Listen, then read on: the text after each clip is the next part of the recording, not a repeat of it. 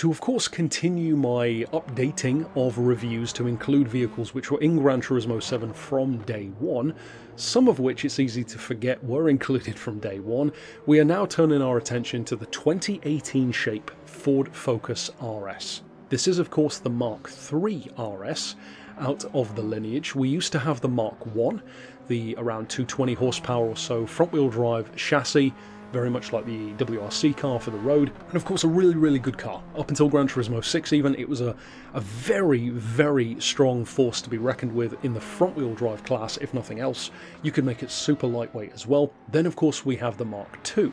Never featured in Gran Turismo so far though. Of course it's been in a bunch of Forza games. I've featured it here on the channel in real life, in my Beards and Cars series. Legitimately one of my bucket list cars to review.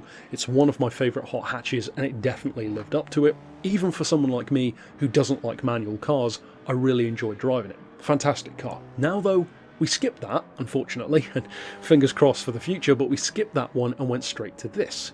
In some ways, it makes it, I guess, a more obvious choice of rival to stuff like your Evos and Subarus and others. Certainly the more updated like Mercedes A45 with, of course, four-wheel drive. This one being, most notably out of all of the Ford Focus RSs, the first one to have that.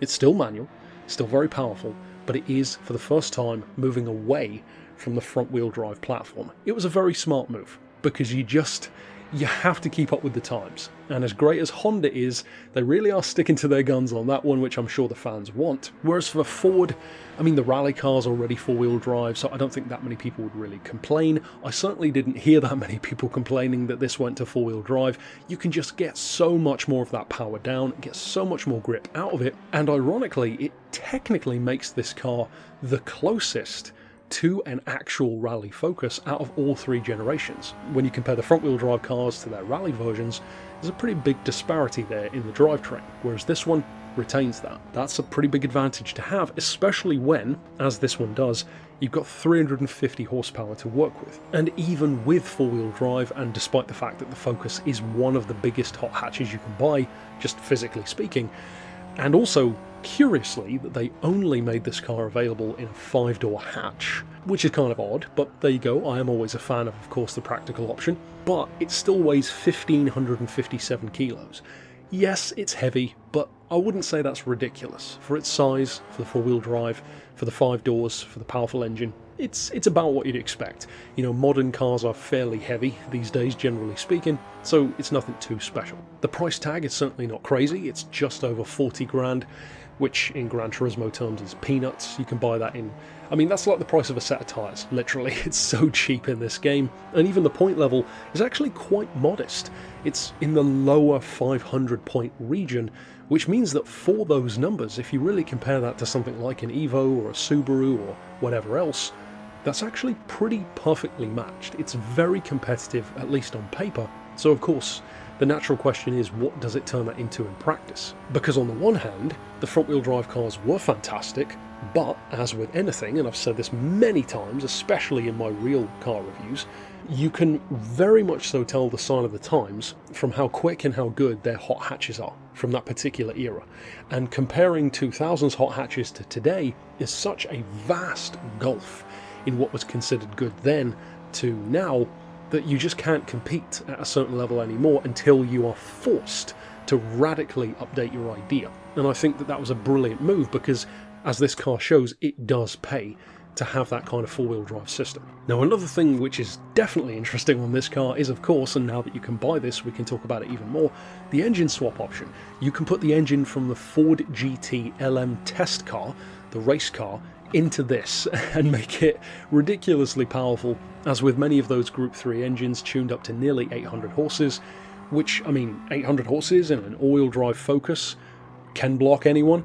It's basically Gymkhana ready already, and of course that's going to be a huge amount of fun to drive on the road, especially when you can, unlike an actual racing version, use it in road car events. Now, one of the critiques which has been levelled against this car by some players is that, especially with that engine swap, it does become a bit unwieldy, and I would say that that is definitely something which, although I haven't driven this particular generation in real life, even from that Mark II, I could see that being true.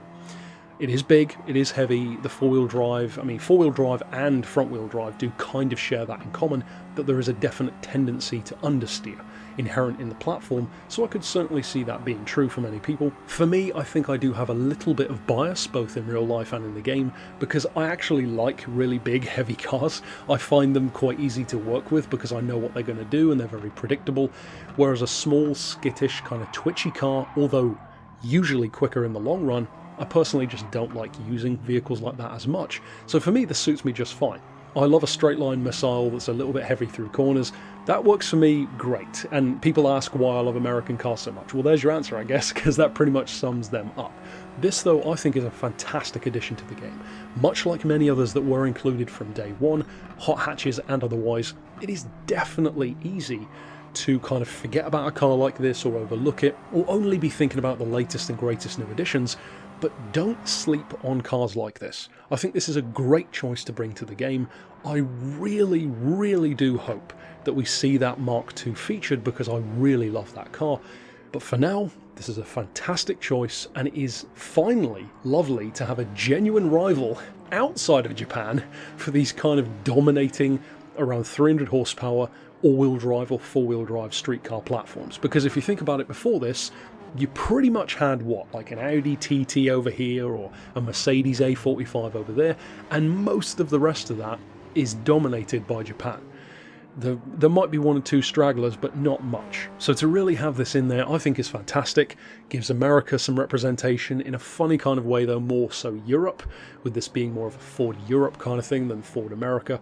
But that's it for my thoughts overall on the RS. I think it was a strong addition, and it's a very strong car, especially when you tune it up correctly, both on and off-road.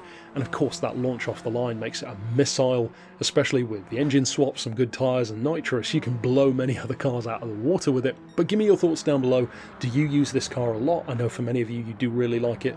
For some, maybe not so much, at least from what I've heard, due to that heaviness. Tell me either way down below, and of course, stick around on the channel for more reviews. But for now, as always, thanks for watching.